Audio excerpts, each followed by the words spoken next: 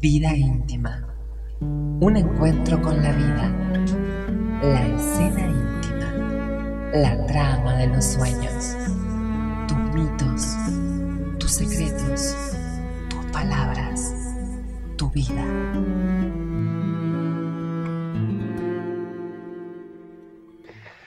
Hola, muy buenas tardes. Les doy nuevamente muy cálida, pero también formalmente, la bienvenida a Mundo LGBT, esta plataforma de streaming creada por la Federación Argentina LGBT. Les recuerdo que esta programación tiene un programa distinto cada día, comienza a las 19 horas. Ustedes van a poder disfrutar de este y de los demás programas a través de este medio por Facebook Live y después todos los programas quedan alojados en la plataforma de YouTube. Mi nombre es Vida Morant y esto es Vida Íntima, el ciclo de entrevistas que tiene como eje a la identidad. Y vos que ya estás ahí, que venís siguiendo este programa, ya sabés que cada semana nos vamos a encontrar con una persona diferente para charlar, para proponerles juegos, para recrear escenas, para desplegar una narrativa, abrir puertas que nos conecten con su mundo, con su identidad, con el impacto que su identidad y la construcción de la misma genera en la sociedad. Y hoy tenemos a una invitada muy especial porque es muy querida por mí, por su espíritu perseverante, por su compromiso social, pero sobre todo por su capacidad de construir torres de visibilidad aún en los terrenos más áridos. Ella es activista, es comunicadora, ejerce actualmente como tal en Radio Nacional en la provincia de Córdoba y es una mamá trans. Gente querida, recibimos con profundo amor a Celeste Giachetta. Hola, qué linda presentación, amiga. ¿Cómo estás? ¿Cómo Hola, están? Cele. ¿Me escuchás bien? Escucho perfecta, hermosa, como siempre.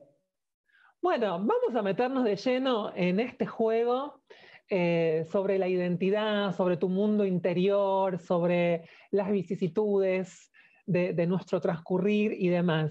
Vamos a ir construyendo las dos, ladrillo a ladrillo, este encuentro.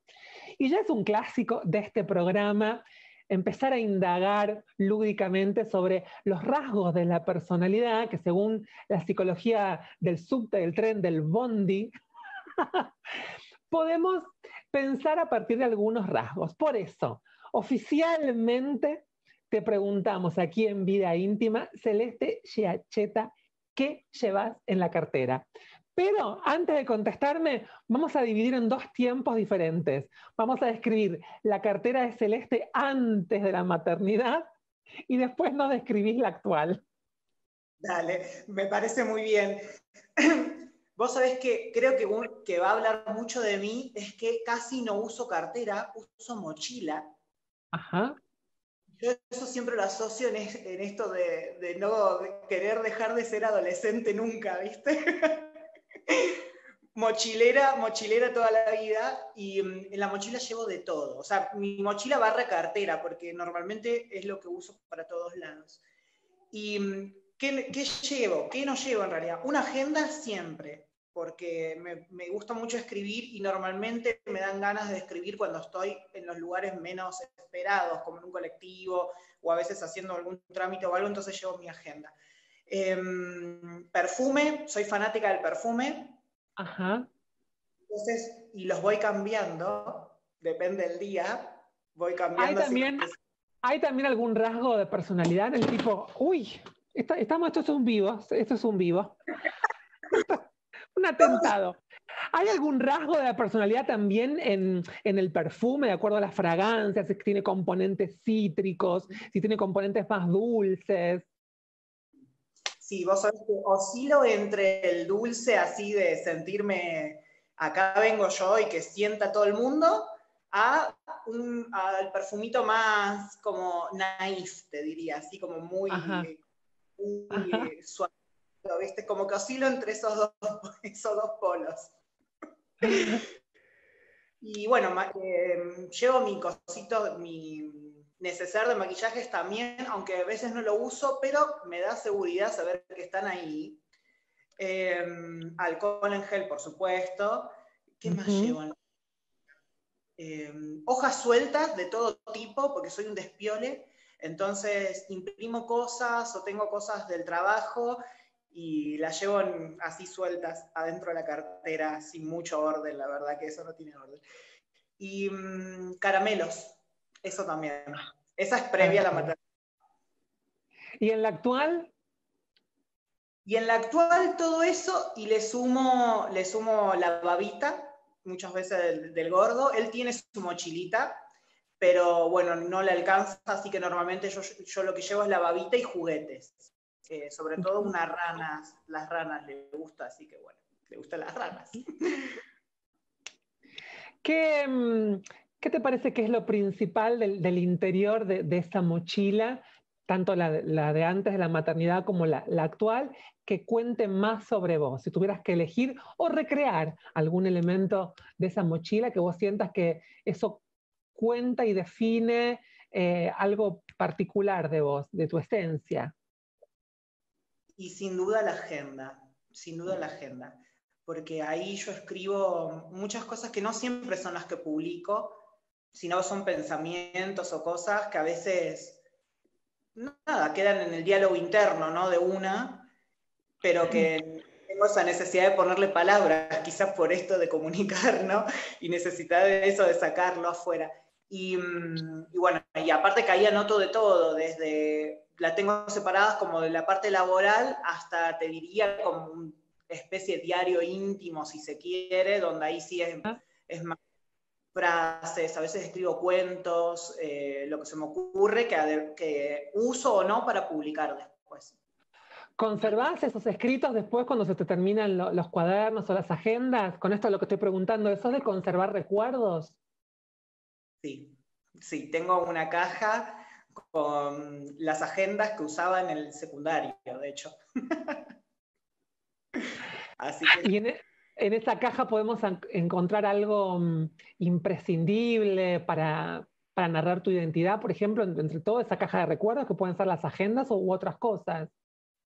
Y vos sabés que dentro de esa caja hay mi primera agenda, calculo, de toda mi vida, que es mi cuaderno de Jardín Infantes, que eso lo había guardado mi mamá y me lo pasó, en donde yo siempre cuento esto porque me parece muy fuerte, ¿no? En todas las, viste que en jardín haces trabajitos, ¿no? De dibujarte a todos, de familia, bueno, distintos trabajitos, y todo el año, que es una cosa así gigante, yo me dibujaba mujer, y una celeste, ¿cómo decirte? Muy parecida a la celeste que me construí ahora, ¿no? Me dibujaba así una mujer con rulos, alta, tacos, de todo, ¿viste? De jardín, ¿no? Y ponía mi nombre, el que había elegido mi familia para cuando nací.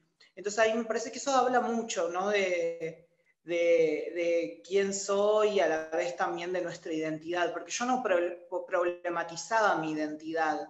Yo me sentí una mujer, un hombre quizás que no era el que ahora, pero nunca me sentí fuera del lugar o en un cuerpo equivocado, por ejemplo. Y ese dibujo y ese cuaderno me parece muy simbólico y muy importante. ¿Encontrás algo de vos, de la celeste actual, en esos trazos que conservás, que atesorás como recuerdo? Sí, me impacta eso a veces, porque cuando en los dibujos que tengo ahí es una celeste muy actual, como desde quizás lo físico que te decía de dibujarme con los rulos y qué sé yo, hasta cómo me dibujaba, cómo me posicionaba, ¿no? No me ponía chiquitita en un costadito de la hoja o media oculta, estaba en el centro y era una cosa alta, grandota, vestidos grandes, ¿viste? La tipa era ya llamando la atención, y creo que es un poco lo que hago ahora, sin querer, ¿viste? No me achico y en un punto me parece que eso se mantiene de ahí. construyendo la existencia de alguna manera, de la manera en que en las infancias se puede construir este llamado de atención, de decir aquí estoy, aquí necesito ser reconocida, aunque no podamos poner en palabras a los 4 o 5 años, por lo menos nuestra generación no alcanzaba a poner en palabras porque tampoco circulaba la información que hoy sí está disponible, en gran parte gracias al trabajo que hicimos las organizaciones sociales de la diversidad sexual y también en gran parte, bueno, en una parte importante que también hay que reconocerla a la educación sexual integral. Digo, en esos trazos, digamos, grandilocuentes, con rulos, con gran altura, hay claramente, y creo que esto hace espejo con muchas identidades trans, de dar una notoriedad de la existencia, de una necesidad del reconocimiento, que después puede traducirse en el nombre, pero con el reconocimiento, de plasmar ahí una existencia. Totalmente, yo creo lo mismo. Era como, es un mensaje claro de acá estoy, no teníamos palabras, como decís vos, porque no estaba la información, no sabía que, no, imagínate, con 7 o 6 años, no sabía lo que era ser una mujer trans, ni ponerles ese título a mi identidad, pero sí tenía muy claro quién era.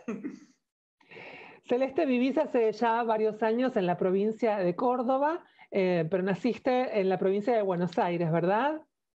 Sí, correcto, bonaerense soy. Sos bonaerense. Bueno, yo conozco bastante tu historia, has hecho pasos lentos pero firmes, digamos, lentos en la misma lógica que hacemos pasos las personas trans, ¿no? Con esta mora constitutiva, lo que quiere decir es que vamos llegando bastante tarde a muchos espacios. Me gustaría ya meternos de lleno en este último logro, en este la última conquista en tu vida, que es la maternidad. ¿Querés contarnos un poco? Mirá que sigo puérpera. Y sí, yo creo que hay una Celeste previa a ser mamá y una Celeste post mamá, claramente.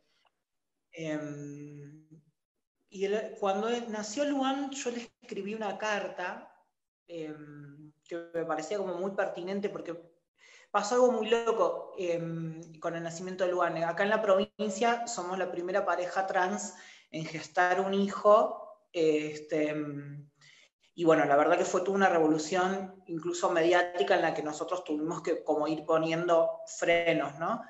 Y yo le escribí una carta a él porque me parecía tan necesario que él entienda de dónde viene, ¿no? En esto de pensar, de hecho con Matías lo hablábamos y decíamos, llenamos nuestra casa de imágenes de nosotros y él con la panza, porque decíamos, tenemos que pensar que él vea en algún lado, por lo menos en su casa, la referencia de cómo se gestó y cómo vino él, ¿no? Pensando en que la realidad de las personas transgestantes o hombres transgestantes no está todavía cotidiano en los medios, ni en ningún lado, ni en cuentos, ni en nada donde un niño se pueda referenciar, ¿no? Entonces, de repente, que él pueda verlo en las fotos, por lo menos en su casa.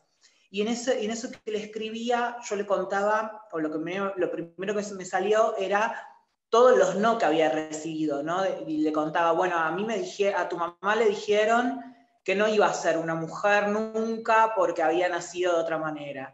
A tu mamá le dijeron que si iba a ser mujer trans no iba a poder estudiar lo que quería ni iba a trabajar de lo que quería, que su destino iba a ser otro. A tu mamá le dijeron, bueno, no me acuerdo bien ahí todos los no, que le había comentado,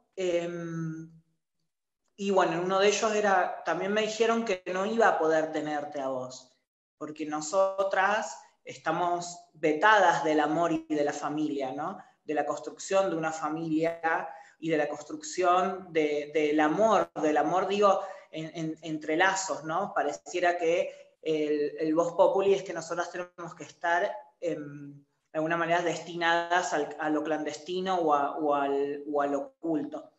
Entonces yo en esa carta lo que le decía es que si hay un aprendizaje o algo que le quiero dejar, es que nunca se crea nada de lo que le digan y que siga su verdad interna, porque eso es lo que yo hice.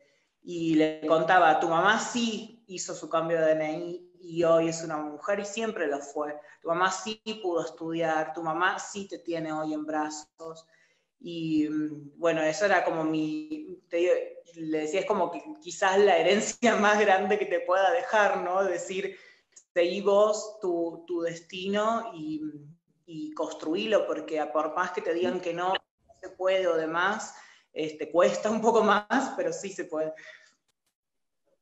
Hablaba recién de este reconocimiento, de esta realidad de que no está tan visibilizada la realidad de la maternidad y de la paternidad en las personas trans, y tampoco, y especialmente, la capacidad de gestar de los varones trans, que no está presente en el ideario social, porque también hay como una normatividad acerca de cómo es la sexualidad, digamos. A mí se me ocurrió, digo, ¿qué preguntas puedo hacerle a Celeste, mujer trans, mamá, sobre su maternidad?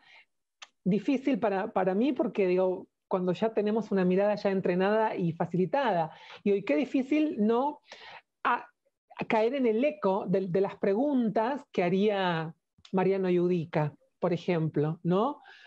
Digamos, que no las vamos a reproducir acá, pero lo que quiero decir es esta mirada que ya viene con el preconcepto de cómo es la sexualidad, antes qué es ser varón, qué es ser mujer, pero además en una pareja, digamos, trans, también cuál es la cualidad, y de que esto tampoco se habla. No se habla ni en la ESI, ni hablamos las personas trans tampoco de las infinitas formas que tiene la sexualidad humana, no solamente las personas trans. Lo que sucede es que las personas trans tenemos que explicarlas porque hace ruido y la gente va a decir, pero ¿quién nace de hombre? ¿Quién nace de mujer? Dale, ¿en serio? ¿Estamos de nuevo en este interrogante social? Totalmente, totalmente. En realidad, esto, ¿no? Que decís vos, a veces lo que mueve no es el conocimiento, sino que es el morbo. Entonces, eso es lo que hay que cuidar, ¿no? ¿Realmente queremos construir o de alguna manera estamos queriendo violentar, pero desde otro lugar, ¿no? De un lugar más políticamente correcto?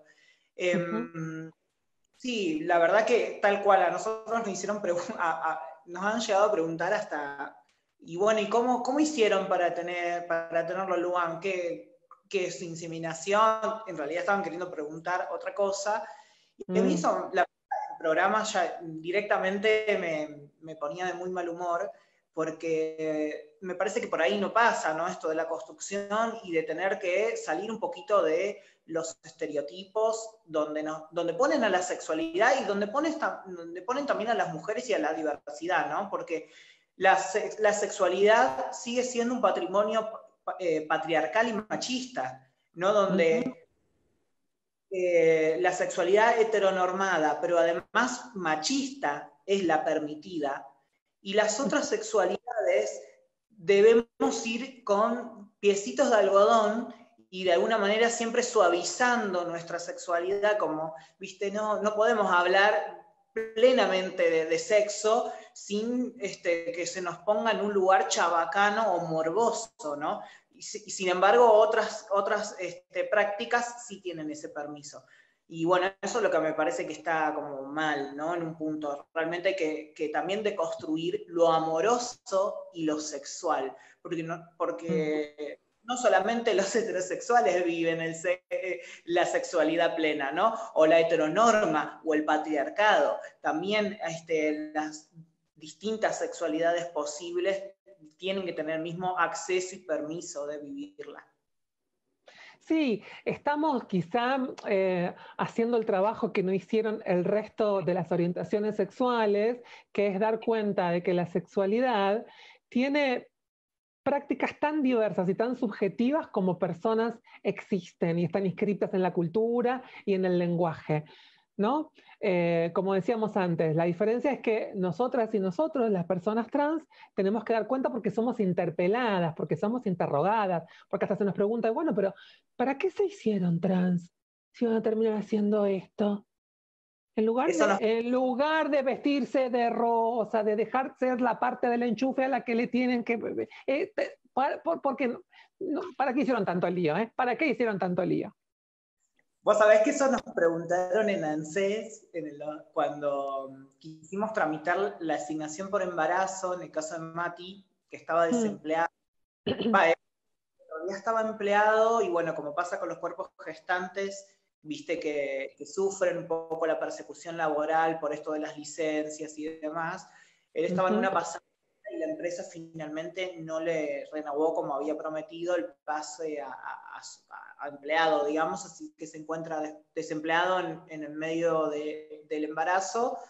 Y bueno, fuimos a tramitar la asignación por embarazo y demás, porque si no lo teníamos que hacer con la empresa. Y ANSES nos dijo, ¿no? Porque Mati tiene el cambio de DNI y ya figuraba impactado en ANSES, su CUIP y demás, y nos dice, pero no podés vos solicitarlo porque esto es para mujeres gestantes a partir de los 3 meses, por algo administrativo aparentemente. Y después nos dice, pero bueno, trae tu DNI anterior, le dicen, para Matías, y te cargamos con el DNI anterior. Le digo, discúlpame, le digo, eso es un delito. ¿Cómo voy a tener 2 identidades? Voy a usar el DNI que más me plazca de acuerdo a lo que necesitan. Aparte que no tenemos el otro documento, o sea, ¿no? Y en segundo punto, después, bueno, me dice, pero al final, ¿para qué hicieron el cambio si iban a estar juntos y demás? Bueno,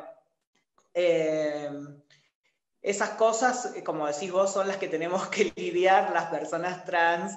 Y bueno, de alguna manera nos toca ahí como explicar, ¿no? Y no sé si a veces no siempre de la mejor manera, a veces explicamos y somos amorosos con Mati y a veces no tenemos ganas de explicar nada y no somos muy amorosos y por ejemplo en ANSES, nada, ser un organismo del Estado y demás, no tenemos nosotros como ciudadanos, como usuarios, como explicarle a algún organismo y a un funcionario cómo tiene que hacer su trabajo. Ahí no.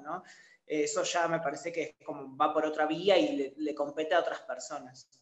Por supuesto. Y además, ¿por qué alguien debería develar o categorizar o tener una práctica pedagógica acerca de las prácticas que quedan en el territorio de lo íntimo? Ni siquiera de lo privado, estoy diciendo de lo íntimo, que corresponden a la intimidad.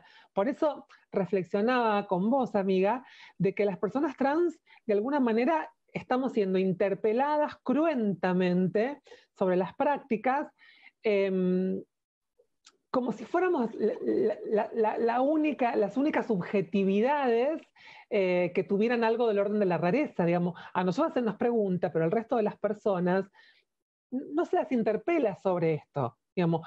A lo mejor les estamos allanando el camino nuevamente, ¿no? Digamos, porque también no se habla de eso y nadie habla de eso, ninguna orientación sexual, ni siquiera la normada, la aceptada culturalmente como la esperada y como la normal, entre comillas, porque también en el terreno de la sexualidad y de las prácticas eróticas circula poder, hay relaciones que son asimétricas de poder y hay expectativas acerca del rol que debe ocupar alguien para poder sostener ese imperante título de varón, y hay condicionamientos que la mujer debe aceptar con sumisión para poder ser una buena mujer. Bueno, a lo mejor esto, digamos, interpela a cualquier persona, ¿no? Sobre el territorio de sus prácticas y sobre a dónde nos empuja la cultura y la sociedad tan cruelmente.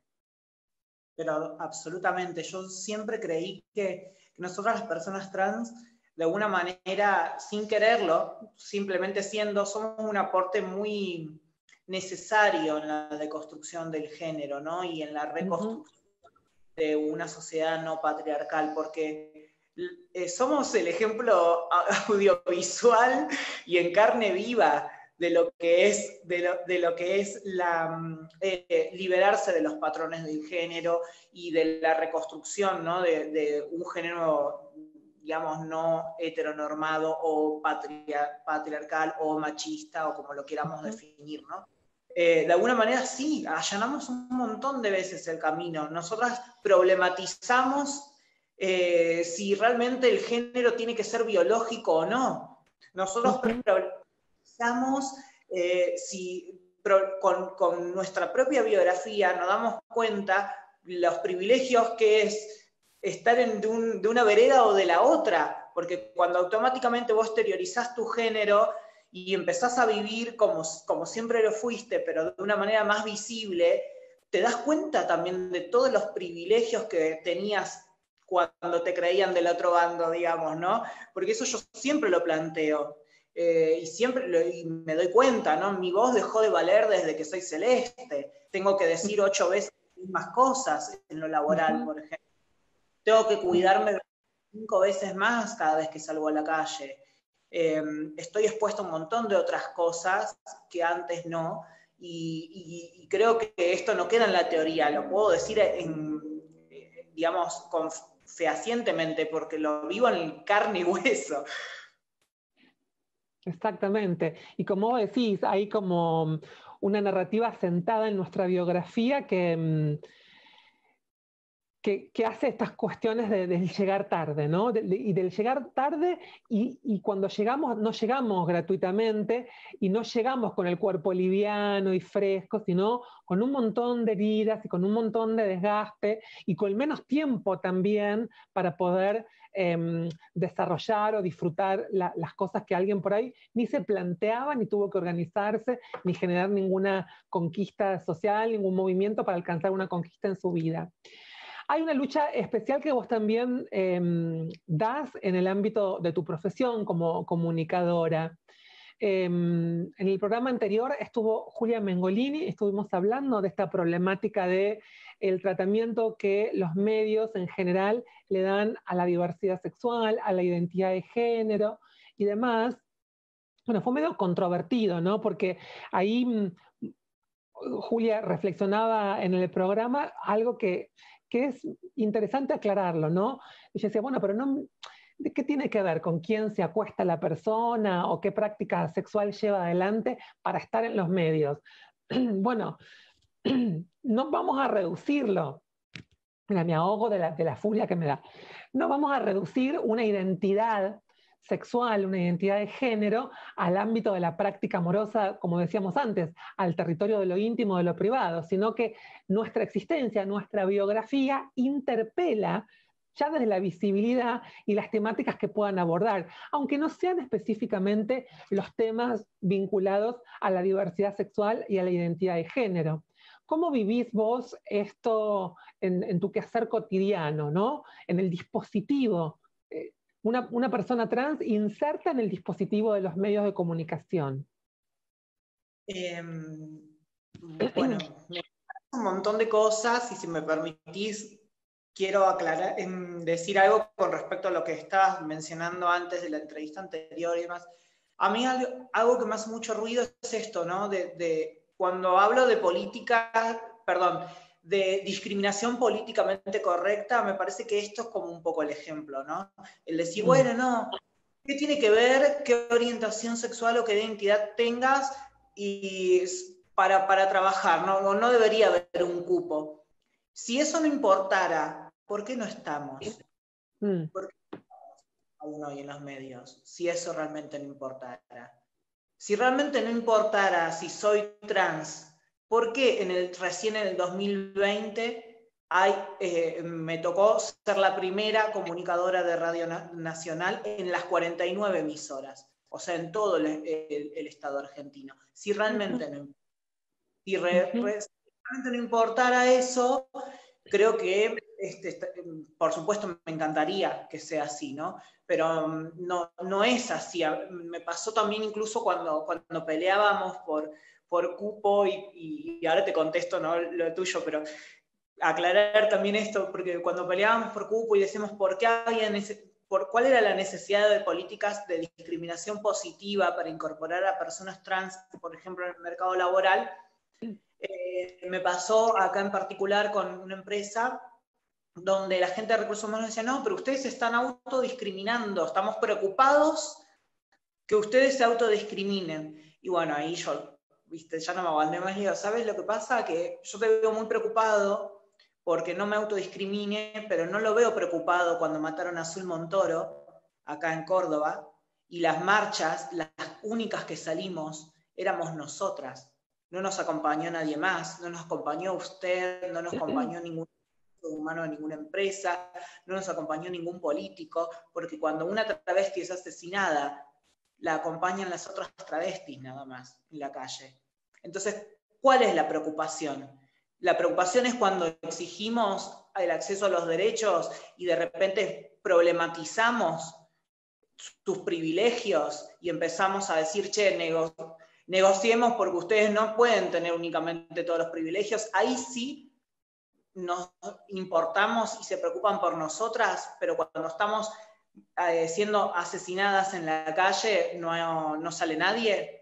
No sé, esa es mi pregunta y me parece que es como, yo lo tomo como esta discriminación políticamente correcta. No te digo, no te quiero dar un trabajo porque eso ahora está mal, o me verán mal, o no lo puedo decir con todas las letras, pero te digo que me preocupa que te autodiscrimines y deberías tener los mismos accesos que el resto. Sí, claro, los mismos accesos que el resto, pero yo tengo un documento acorde a mi identidad del 2012 nomás. O sea que hace 8 años nomás que puedo acceder a los espacios públicos y de repente formarme o de repente tener una vida un poco como cualquier otro ciudadano, y vos me querés poner a competir en un mercado laboral con el resto de la población, cuando mi última, no sé, experiencia laboral es de 1990, como nos pasó acá con las chicas. Entonces, bueno. Exactamente, y en esa misma línea de esa preocupación, que no es más que una cuestión reaccionaria desde el más recóndito espacio conservador, la preocupación, si no es esa, después pasa a ser, bueno, pero la idoneidad, no sabes si sabes que hay un proyecto que tiene estado parlamentario, creo que obtuvo un buen dictamen, estaban trabajando eso, que fue presentado por la senadora Norma Durango, la senadora nacional por la provincia de La Pampa, que es para el cupo de género en los medios de comunicación, que además del cupo, ¿no? Promueve que hagan capacitaciones en temática de género, en comunicación igualitaria, no discriminatoria, implementar políticas de cuidados y protocolos de atención en casos de violencia por razones de género. ¿Y qué apareció en el debate en algunas senadoras y senadores? Bueno, pero la idoneidad, digamos, si van a estar en los medios de comunicación, hay que tener idoneidad. Escúchame, está Yudica en los medios de comunicación. Claro. Para darle un solo ejemplo, ¿no? Y es uno solo, porque podemos mencionar muchos más. Aparte, ¿quién mide? ¿No? ¿Quiénes van a ser ellas las que van a decir quién es idóneo y quién no? No sé. Pero además, digamos, la idoneidad ¿es de dónde? La idoneidad en el trayecto curricular, en la titulación, digamos, ¿desde dónde la idoneidad? Digamos, porque una persona puede ser idónea en los medios de comunicación porque tiene un perfil de cuadro político, porque tiene un perfil social, tenga formación o no, digamos, se puede ir ampliando para ir cualificando ese perfil profesional. Pero si ya la excusa es la idoneidad, digamos, con el mismo rigor se persigue a todas las personas para la idoneidad. Cuando se hizo el cupo de mujeres en el ámbito legislativo, ¿no? Que era cupo equitativo, si hubieran puesto la idoneidad como requisito, digamos, no hubieran alcanzado ese cupo, digo, o lo hubieran alcanzado, pero con un sesgo ampliamente discriminatorio.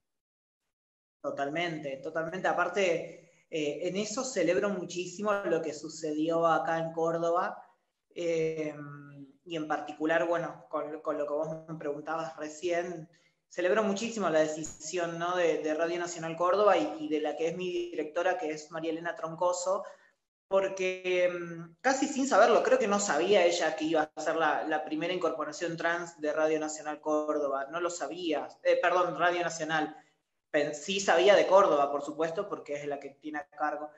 Y yo creo que eso es un mensaje muy claro, ¿no? En los medios de comunicación, la incorporación.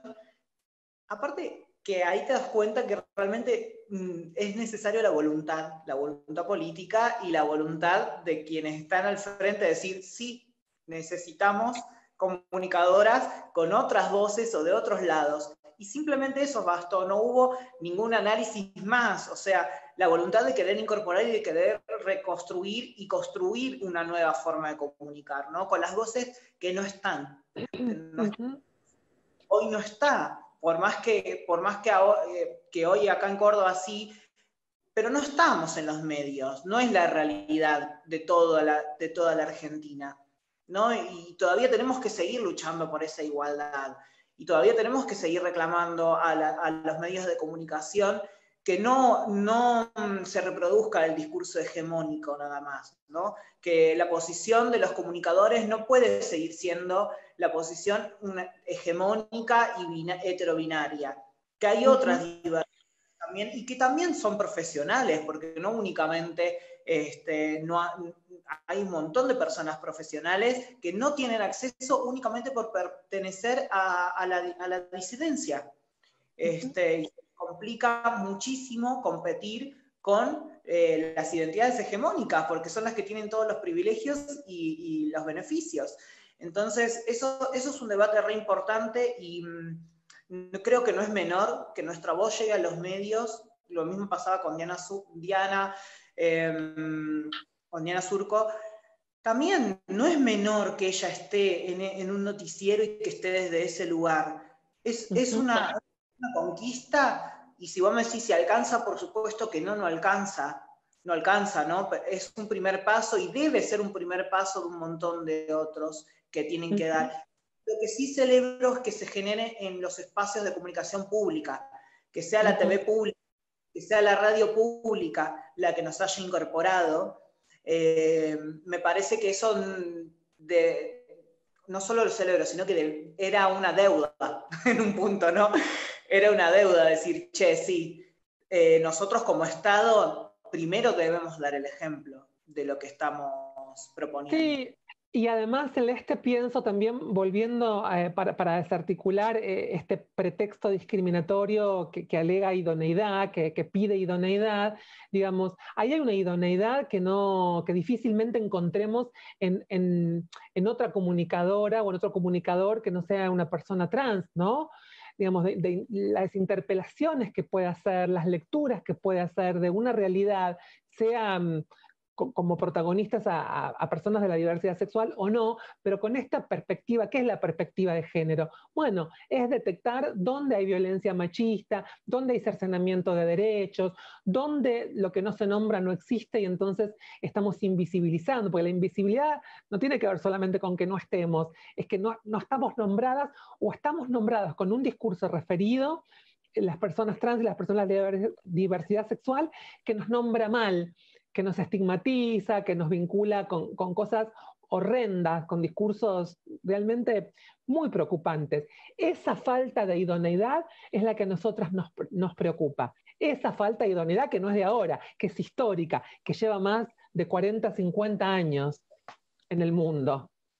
Totalmente, totalmente. Y eso es lo que hay que empezar a reconstruir, porque cuando estamos hablando de políticas de género, ¿no? Y sobre todo en los medios de comunicación, cuando hablamos de una comunicación responsable y una comunicación que tenga perspectiva de género, estamos hablando de esto, de pensar en las voces que no están hoy con representación en primera persona, no referida, en primera persona, ¿no?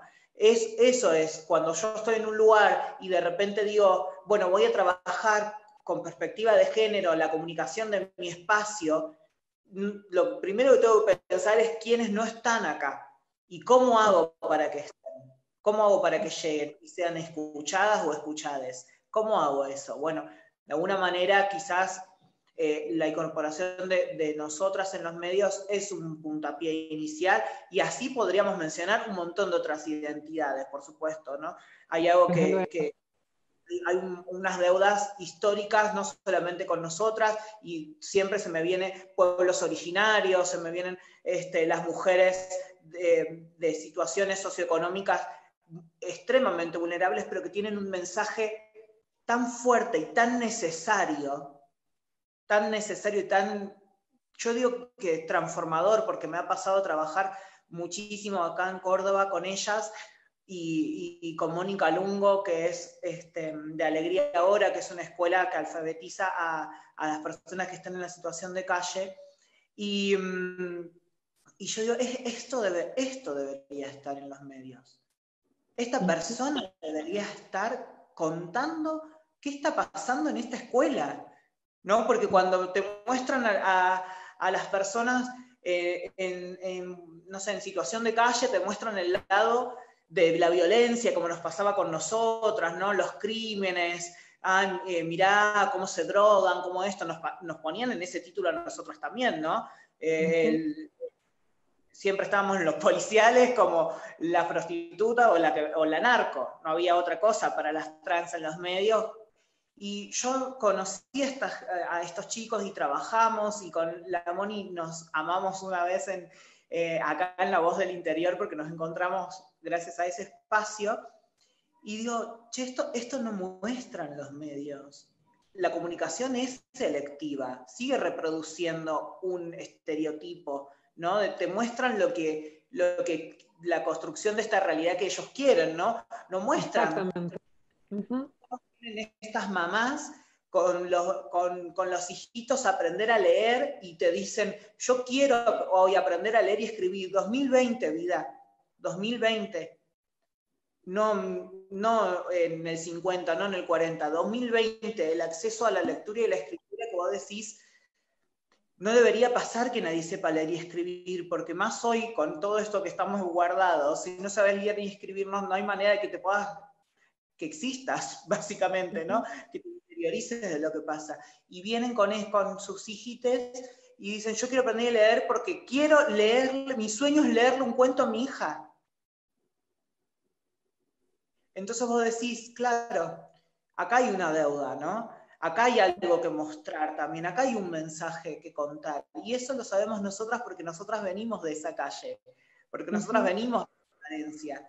Nosotras vinimos de mamar el no, de mamar el construirnos con lo que podíamos, con lo que no sé, con lo que podíamos construir, no sé, el vestidito de la funda de almohada, porque no había otra cosa. Y sabemos lo que es que te nieguen eso, ¿no?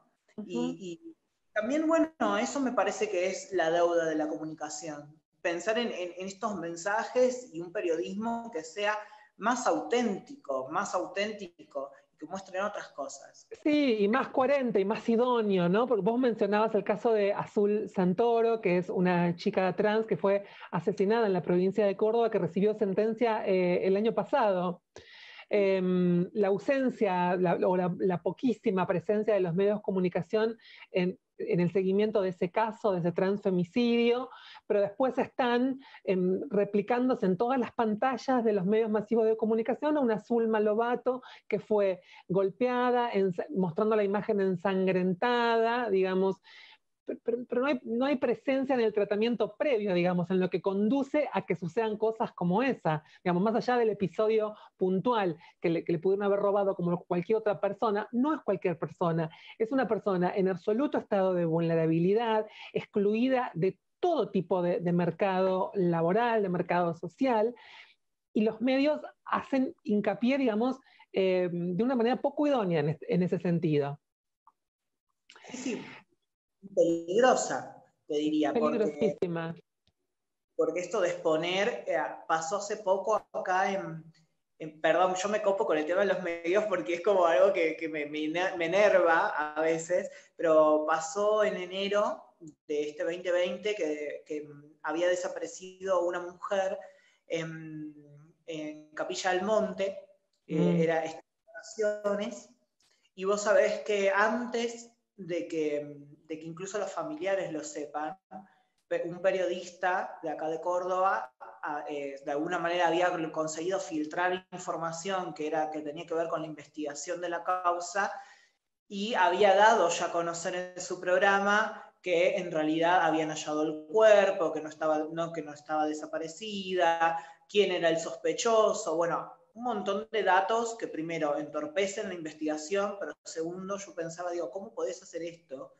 ¿Qué perspectiva de género podés llegar a tener cuando no, primero no estás pensando en que estás revictimizando a una familia, ¿no? Porque si ni ellos, la verdad que enterarse leyendo el diario de que hallaron el cuerpo de tu hija cuando todavía no te lo mencionaron y andás a ver todas las cosas, digamos, que pasa, yo no me puedo ni imaginar lo que debe pasar en una familia con respecto a eso, y que de repente salgan en los medios tan fríos, ¿no? de vender en un punto, porque creo que eso es lo que más motivaba. Sí. Vamos a pasar, mientras, como hoy estamos, mira. Se te muteó ahí el celu. Ahí creo que se muteó. Ahí está. Ahí. Digo, están los medios de comunicación enloquecidos para que no se nos escuchen, nos quieren silenciar. Vamos a adentrarnos porque nos llevó afortunadamente un tiempo lindo hablar de esto, pero hay otras cosas que me gustaría charlar con vos. En tu caja de errores, hablábamos hace un ratito de tu caja de los recuerdos. Si planteáramos imaginariamente una caja de tus errores, ¿qué errores vos guardarías especialmente en esa caja para recordar la enseñanza que te dejaron? ¿Qué errores? El error más grande que cometí en mi vida, yo creo que es no haberme amado lo suficiente para defenderme ante todas las cosas. Decir, en algún momento haber aprendido a agachar la cabeza y quedarme callada ante la violencia, porque, bueno, era más fácil resistir que defenderse, digamos. Yo creo que eso no es algo que quiero volver a hacer nunca más en mi vida. No quiero nunca más resistir sola con la cabeza agacha. Ese error sí, no lo quiero nunca más. Prefiero, aunque sea más difícil, lucharla y defenderme, no dejar, viste, que pase y esperar a que pase rápido el momento. Eso no. Ese es el error que guardaría ahí, pero como recordatorio de esto no tenés que volver a hacer nunca más. Bueno, vamos, sí, perdón, ¿querías decir algo más? No, está bien. Ya bastante. Sigamos recreando esa caja imaginaria de errores. Vamos a sumarle algunas fotos que te voy a pedir que vos las construyas. No necesariamente tienen que ser fotos que vos tengas real, digamos, la literalidad de la foto que guardás en tu haber, sino a partir de unos títulos que yo te voy a dar, ¿qué imagen o qué momento de tu historia te viene a la mente o podrías recrear a partir de ese título? El primero es como si fuera un título de placa de crónica. Dale, a ver. Que claramente siempre te tiene como protagonista. Y el título es Sucedió en la Ferrere. Pasaron muchas cosas en la Ferrere. Mira, pondría esta foto. Pondría la foto de la Julia Roberts, que la Julia Roberts era mi mamá travesti de aquel momento. ¿Vos naciste en la Ferrere? No, yo nací en Merlo, en la ciudad de Merlo, pero parte de mi adolescencia, 20 y pico, estuve ahí en la Ferrere. Y tenía ahí mi madre travesti que le decía que la había bautizado la Julia Roberts, viste que antes teníamos apodos más que nombres. Ahora también.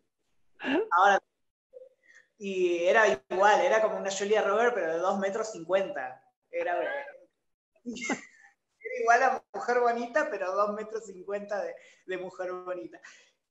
Bueno, pondría la imagen de ella y de nosotras escapando de la Plaza de la Ferrere, porque en una noche que salíamos de un pub de ahí, porque no solamente hay pubs gays, en aquel momento se llamaban así, ¿viste? Pub gays en Capital.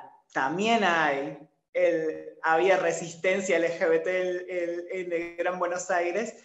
Y pondría la foto de ella corriendo adelante y yo atrás con las extensiones en la mano, porque nos habían agarrado 6 tipos. En la Ferrere nos habían estado esperando cuando cerraba el boliche y nos habían ahí agarrado a piñas, digamos, ¿viste? Yo llegué a mi casa esa noche, creo que lo había comentado en Facebook hace poco, cuando pasó todo lo de Zulma. Me acuerdo que llegué con todas las extensiones en la mano, golpeada, qué sé yo, y me quedé pensando muchísimo en esa situación, ¿no? Fue la primera vez que tuve mucho miedo de la noche y de lo que podía sucederme esa vez. Sucedió en la Ferrer. Sucedió en la Ferrer, pero estoy aquí, le agregaría yo, como para la publicidad le agregaría eso. Otro título. También, miren, parecido a Julia Roberts, a una película de ella. Soñar, viajar, recomenzar. Soñar, viajar y recomenzar. Hago trampa porque conozco tu historia. Sí, no puedo evitar pensar en Córdoba. Por supuesto que no puedo evitar pensar en Córdoba, y en particular hay un lugar de Córdoba que amo muchísimo, así como vos tenés tu lugarcito en el mundo. Mi lugarcito en el mundo de acá es San Marcos Sierra, y yo creo que me posicionaría ahí. La imagen sería estar en San Marcos Sierra, en el barcito abajo del Cerro Alfa de San Marcos Sierra, con Matías y con Luan. Esa sería la imagen, la foto. Esa es una foto hermosa de tu actualidad y de tu expectativa próxima. Me pregunto al mismo tiempo, ¿qué intentó recomenzar Celeste en Córdoba? Y un montón, bueno, varias cosas. Yo me vine de Buenos Aires escapando un poco de esto del pasado, ¿no? Y tener que dar tantas explicaciones de no, ahora me llamo Celeste, no, me tenés que decir Celeste. Esas cosas que me parecían como hartantes en un punto, ¿no? Era como, fue en realidad, no era, fue como empezar de cero, en un lugar donde no tenía que dar explicaciones de quién era o por qué y demás. También creo que en un punto me vine acá con una intuición de que Buenos Aires no era mi lugar. Recuerdo que padecí mucho lo laboral en Buenos Aires, muchísimo, y tenía una clara idea de que acá no quería que se vuelva a repetir, y de alguna manera, a pesar de que Córdoba es una provincia súper conservadora, y sabiendo todo lo que sé ahora que vivo en Córdoba, lo hubiera pensado 2 veces. Creo que más que nada dejé eso atrás, el dolor y el miedo. El miedo. Y en primer lugar el miedo, porque sí, tuve mucho miedo y hoy acá creo que dejé eso, como que fue un recomenzar. Bien, salimos de la foto, pero seguimos en tema, me parece, o intuyo. Te voy a pedir que imagines, construyas una escena en la que vos te tomarías un café con una persona. Puede ser una persona real, existente, viva, muerta, que tuvieras la posibilidad de encontrarte a solas a tomar un café con esa persona. A lo mejor con la expectativa de escuchar algo de esa persona, hacerle preguntas, o a lo mejor con la expectativa de decirle algo, de tener la posibilidad de tenerla por una hora esa persona en un café para decirle. Bien. ¿Con quién sería? ¿Tengo que elegir una sola? Por hoy sí.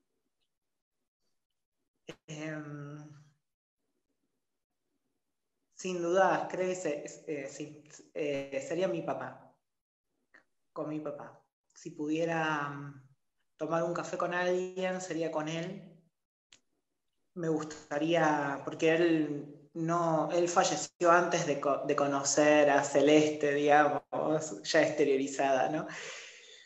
Y yo creo que me encantaría poder charlar con él y mirarlo a los ojos y en principio decirle, hola, un gusto, ahora sí nos podemos conocer.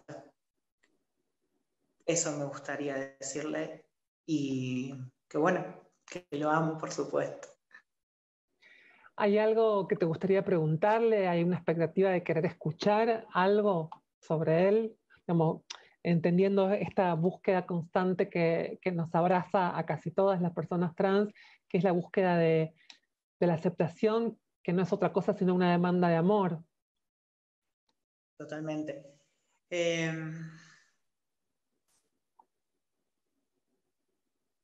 le preguntaría? Le preguntaría, en particular, más que preguntarle, me gustaría escuchar qué tiene para decir él ahora. Eso me gustaría. Preguntarle qué tenés para decir de esta Celeste y de este momento, ¿no? De cuando ahora, si fuera que sucede el café. Me interesaría mucho. Y de este nieto, ¿no? De este hijo, que sería su nieto. Y yo a veces tanto de él en ese gordo. Bueno, me quedaría horas charlando contigo, pero hemos llegado prácticamente al final. Vamos a entrar en el último desafío, en la última propuesta, que intenta hacer un ejercicio. Te voy a hacer trabajar un poco. Te voy a pedir que uses a tu cámara como espejo para que vos puedas mirarte en el espejo, porque este ejercicio es poder recrear alguna narrativa mirándote al espejo. Entonces, realizando el ejercicio de observarte ahora mismo, de reconocerte en ese espejo cámara, observa cada detalle de las expresiones que reconozcas en tu fisonomía, detenete, por ejemplo, en tu nariz, pensando en cuántas ocasiones te ayudó confiar o no confiar en tu olfato, en tu intuición. Detenete también en tu boca, pensando en las palabras que pronunciaron tus labios o en los besos que diste por amor, en los que diste sin ganas, en los que diste sin saber por qué los dabas, los que quisiste dar y no pudiste, o los que esperaste y que nunca llegaron. Mirá a tus mejillas, pensá en las bofetadas reales o simbólicas que soportaron, en los surcos que trazaron en esas mejillas, las lágrimas que soltaron tus ojos, la energía que comunica hoy tu mirada, la mirada de Celeste, acumulando todo lo que viste y lo que aprendiste hasta ahora. Trata de registrar en ese espejo los rasgos del carácter, recrealos poéticamente en el mapa de tu rostro, lo que pudo haber quedado marcado en tu entrecejo, en tu comisura de la boca. Bueno, y habiendo recolectado en este breve y fugaz ejercicio algo de información de cómo llegaste a ser la persona que sos hoy, la que ahora estás mirando ahí en ese espejo, con todos los procesos de cambios, de progresos, de derrotas, de dudas y de certezas. Viendo eso, ¿qué podrías decirle no a la que ves, sino a la persona que no fuiste?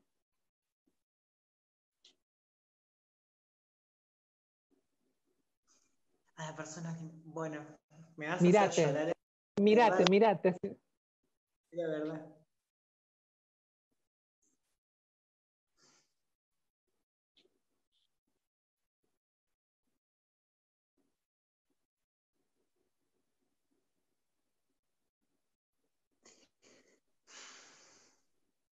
Y la verdad que lo único que se me viene a decir a la persona que no fui es, lo siento, pero tenía que ser así. Que yo quería vivir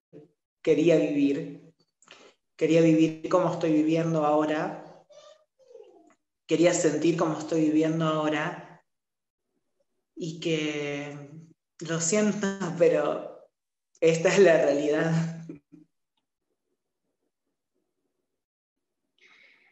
Celeste Giacheta, en Vida Íntima. Nos vemos la semana que viene. Gracias, Celeste, por estar acá, vibrando desde tu corazón. Gracias. Muchas gracias a vos y a toda la gente que hace el programa. Hermosísimo.